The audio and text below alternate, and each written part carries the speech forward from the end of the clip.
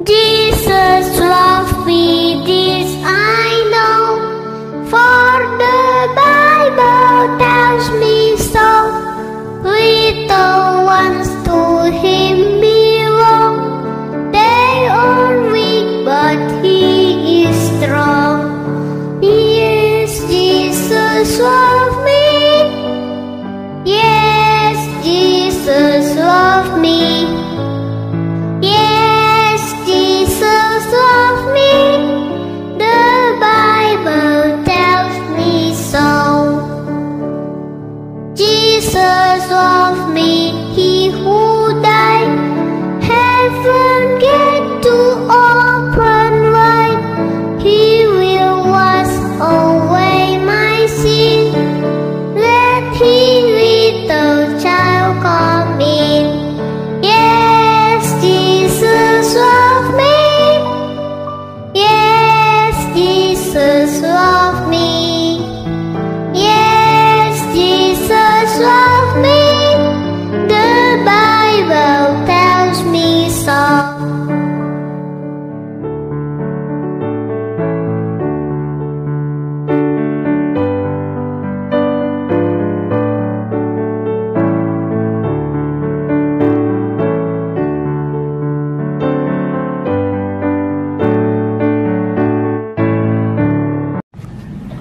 Bapak, Ibu, Saudara Jemaat Kasih Anugerah Cempaka Putih Timur Jakarta, salam sejahtera dalam nama Tuhan Yesus. Sebelum mendengarkan firman Tuhan pagi hari ini, mari kita berdoa. Allah Bapa yang hamba panggil dalam nama Tuhan Yesus, oleh belas kasihan dan kemurahan-Mu, kami masing-masing pagi hari ini siap mendengarkan firman-Mu. Dalam nama Tuhan Yesus, hamba-Mu berdoa. Amin.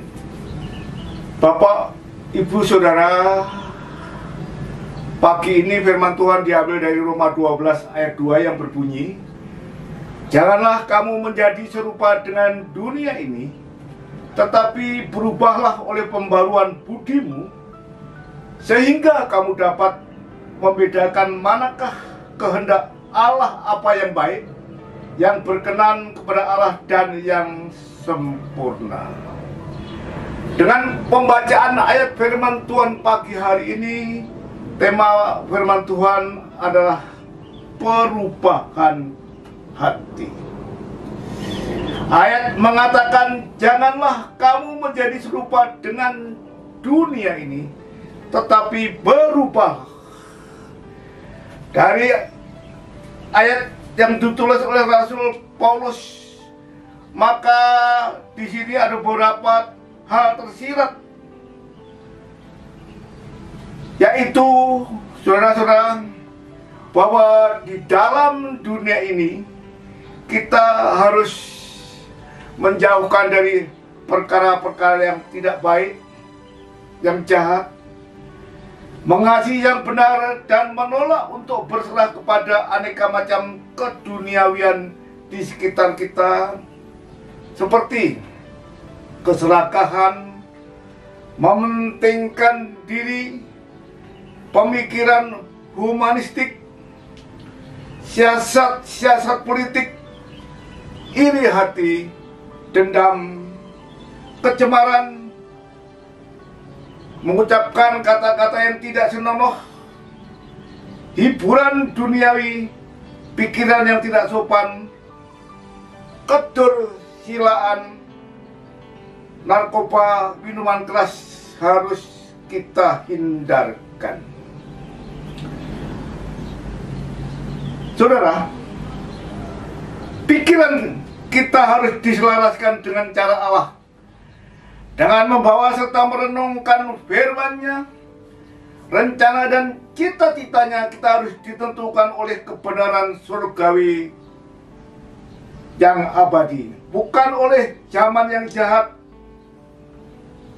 dan sementara ini. Saudara-saudara, pagi ini kita harus berubah dan memiliki pikiran Kristus. Kalau pikiran Kristus kita miliki, pasti kebiasaan kita akan berubah. Kenapa menjadi orang Kristen sudah lama tetapi tidak berubah? Sebab pikiran kita masih menggunakan tabiat yang lama, berpikir dengan tabiat yang lama. Pikiran atau karakter kita bisa berubah dan diperbarui apabila hati ini berubah. Hati apa yang harus berubah? Ada dua jenis hati yang harus berubah. Yang pertama, hati yang keras berubah menjadi hati yang lembut, sebagaimana Ibrani 3 ayat 7-11. Saudara, Bapak Ibu berkenan membaca di rumah masing-masing. Di dalam Alkitab kita dapat menemukan contoh tentang bangsa Israel yang memiliki hati yang keras pada waktu mereka di padang gurun. Ciri-ciri dari hati yang keras adalah sulit berubah, sulit mengalami pembaruan, sulit bertobat. Meskipun telah dihajar oleh Tuhan, namun orang tersebut tetap hidup dalam perkara-perkara yang tidak baik. Sulit dibentuk, kehidupan tidak maksimal dan sulit dibentuk, di mana orang seperti ini tidak pernah menjadi bejana yang indah di hadapan Tuhan. Sulit bertumbuh kerohaniannya. Sudah begitu lama mengikut Tuhan, tetap bayi dalam pengertian rohani atau anak-anak rohani. Sulit mengampuni orang lain, selalu mengingat kesalahan orang lain terus-menerus. Bapak, Ibu, Saudara, kehidupan yang memiliki hati yang keras seperti gambarkan tadi mau berubah apabila dia mau dengan rendah hati mendengarkan suara Tuhan dan mematuhi perintah-perintah Tuhan di dalam kehidupannya.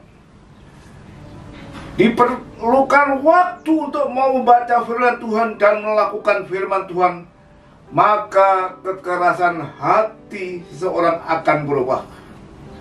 Karena firman Tuhan mampu melembutkan hati seseorang.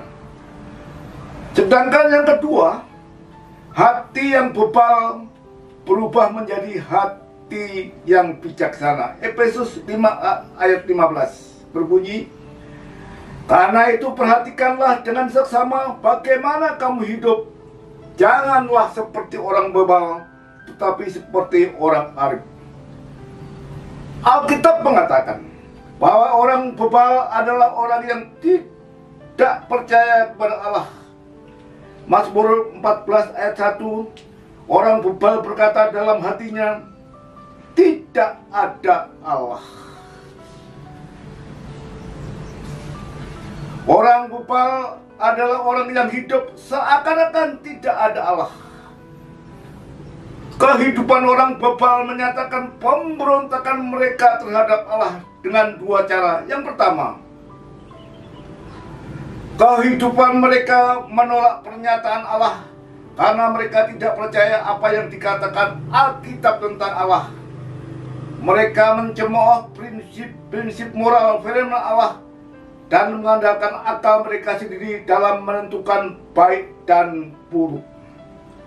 Yang kedua, mereka tidak mencari Allah, juga tidak berseru kepada Allah di dalam doa untuk kehadiran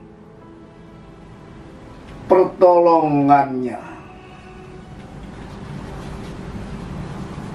Saudara, Mazmur ini melukis melukiskan keburbukan orang fasik dan mengajarkan bahwa umat manusia pada dasarnya terpisah dari Allah.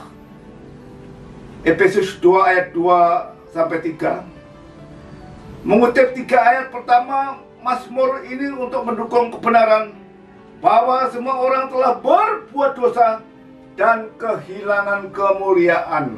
Roma 3 ayat 23. Telah kehilangan kemuliaan Allah. Orang bebal berkata dalam hatinya, tidak ada Allah. Perbuatan mereka begitu busuk dan jijik, tidak ada yang berbuat baik. Kehidupan seperti ini, kelakuan yang tidak baik, karena hati nuraninya sudah menjadi tumpul. Selain itu, orang bebal adalah orang yang suka melampiaskan nafsunya dan merasa aman dan nyaman.